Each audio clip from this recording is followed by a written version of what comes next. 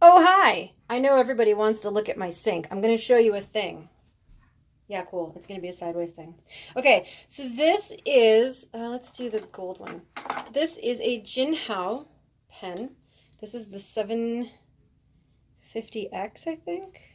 The X750.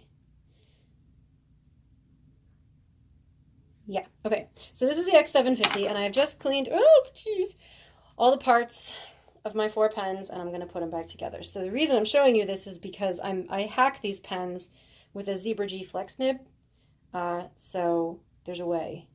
There's a way. All right, so basic assembly. I'm going to move all this shit out of the way and only work with one thing at a time. Please don't fall down the drain. Okay, good. All right, so here's the assembly for a single nib. You got the handle bit. You got the nib itself. Whoops, this is terrible at focusing. And you've got the feed. Cool. So the way that this works, these are tough to line up and it takes some practice, but here's what you do. You have to make sure, and I'm gonna do this. Oh God, this is a terrible idea because you can't see anything. So you want to make sure when you line these up, the trick to this is that the space in the nib, wow, this is bad. The space in the nib on either side has to match up with the first opening, the first space on the feed. So you're going to get these lined up. Now the reason that this is hard to line up is because when you put it into the pen, you have to squeeze the back end together. So you have to get used to doing this so that you can squeeze the back end, and then once the nib pushes, or once the handle rather pushes everything together, these are still, these gaps are still lined up. So I'm just going to line up my little dudes. There they are. Pinch the back, try not to let that move. Now the other thing with these is that there's a flat piece inside this. You want the bottom of the nib to go to the flat, or the bottom of the feed rather, to go where that flat piece is. You do not want the nib on that side. You want it on the opposite side from the flat piece.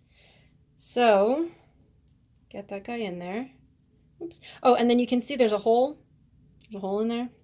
So once you get these lined up, and these pull out pretty easily, so wow, you can practice and kind of pull them in and out and see how you do it. It took me a while to get it right.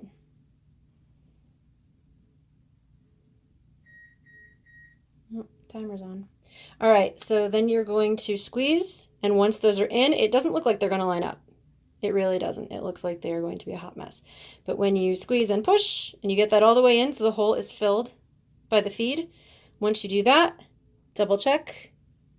See, and I screwed it up. So if you need to take these apart, grab a paper or towel and screw on the back so you have some leverage.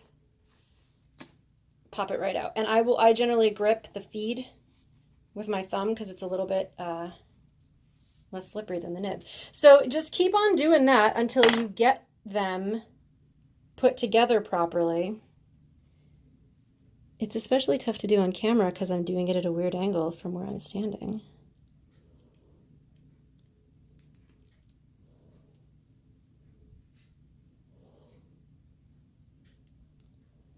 But I think, not good enough. See, I've been doing this for months and I'm still not that great at it.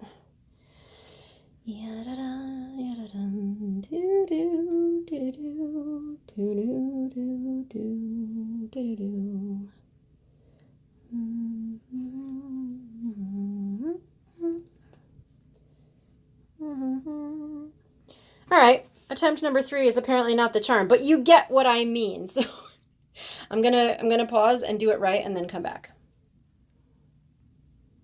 See, when the pressure was off, I did it perfectly. So you can see my hand through the 2 little tines in the nib, and if you turn it over, they match up with the very first hole